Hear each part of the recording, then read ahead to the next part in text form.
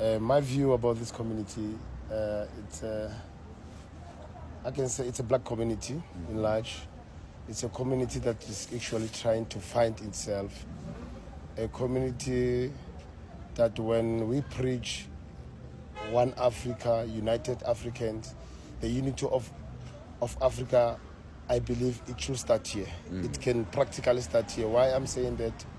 I'm saying that because Sunnyside is maybe not the only place, but it's a place where you find all these people from all different countries in the whole Africa. You find them here. They are living together. There's still divisions. People are grouping themselves as Zimbabweans. At that corner there, you know that most of the guys who are sitting there are Zimbabweans. At this part of the corner here, most are Congolese, and that's their saloon and stuff. These people here are South Africans. They are homeless people who are staying here. So we're living because of even the rental issues here, because the rental is too high, so we end up staying together. We end up renting to a person who's coming from the other part of Africa. So what is left to us is just that we need to have leaders who can be able to read these dynamics and be able to unite Africans, because I believe that the unity of Africa must be, actually, it will have to start here in Sunnyside. And as a chairman, I took that responsibility because I'm on the ground. If I can't create that, I'm failing the EFF as a party and the community as well. Now, well said. And again, like you said, just pointing out the different varieties of, again, Africans here that come together in Sunnyside is, again, amazing. And to me, I see it as an outsider, I see this as all peaceful. Even though, again, there may be some disagreements here and there, everything seems peaceful. So focusing, based on what you just said, what is your opinion of the entire nation? That may be a broad, question, but what is your opinion on the Republic of South Africa, being that maybe, I guess, from the political standpoint or the economic standpoint, however you would like to address it? We still, let me say, the white, the minority, they still have the wealth on their side. Most of black people are not working. Most of black people are living in poverty. Some of them to an extent that they don't even have a flushing toilet. We have people that are living in buildings that don't have electricity, water around this area in town. So, and those are black people. So the economy is still in the hands of white people. Everything is white here. We have been subjected to businesses that come operate here from white companies. Like we have problems with metering. The municipality allowed the private metering, which are coming from white people, to come and meter water and electricity as a middleman, and the last person to get a hit is black people around here. So we are oppressed economically. We're not free, and it's still a struggle that we still have to fight after 30 years of democracy. It's very disappointing. We wish that the EFF one day can be in power and everything can change. So well said. So speaking of the EFF, to me, and you just kind of addressed this, as a student, as a researcher, as an outsider, we know since the fall of apartheid, I think there's been 6 government administrations, and then now we have the 7th one, with the GNU, where you have some of the political parties coming together, led by mostly, again, whites, thinking about the DA, thinking about other parties, again, that seem to be staring like a shadow hand. You mentioned, you addressed this again for Sunnyside. How have the overall economic conditions changed for black South Africans just since the fall of apartheid? Like, again, is it more or less the same, or did it get worse? Because I would say from an American standpoint, they preach about Obama, they preach about the integration that happened in the 60s.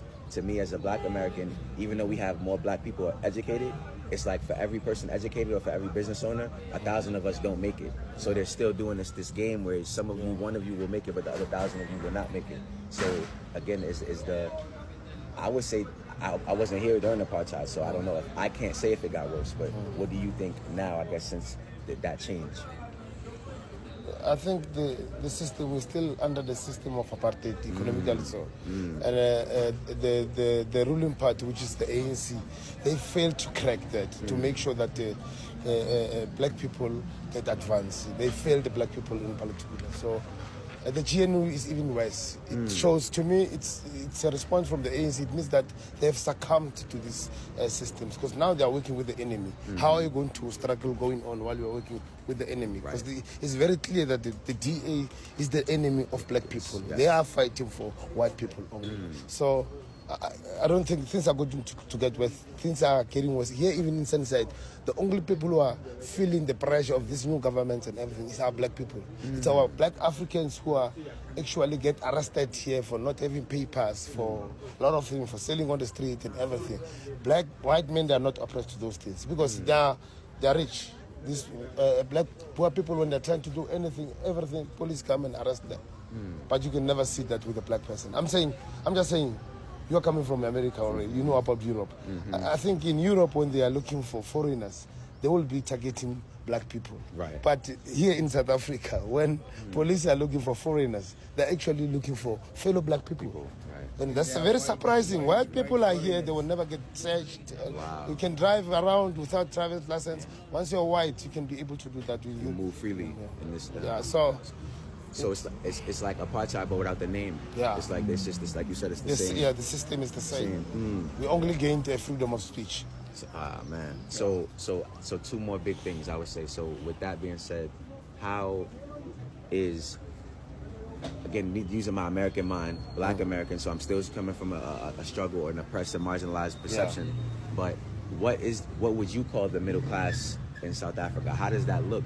Because to me, it's like, they like to make it seem like, oh, if you're middle class, then you're wealthy, or you're this, or you could go this. But we know so many people struggle just to go to school. They go to school, they can't get the fees, or again, they have to have multiple jobs to do different things. So to me, again, if I don't even like the class, idea. Like I wish it could just be one, class. But it's like because it's hierarchy to me. So again, like are the majority of black South Africans middle class, or the majority of South Africans, I guess, under, or what would be how would you, I guess, classify the majority of South Africans? Because I don't, they always want to throw the poor word on us. They want to say that we're this, they want to say that, but I want us to give us our own name.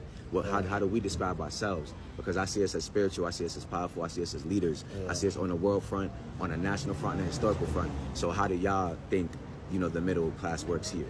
Yeah, you see, I think if you ask that question to anyone, they will think that because in South Africa, being middle class, mostly it means that you've got work, you are working in government. But in reality, you are still one of the poorest. Because people who are working in South Africa, some of them, they can't even afford to buy a house.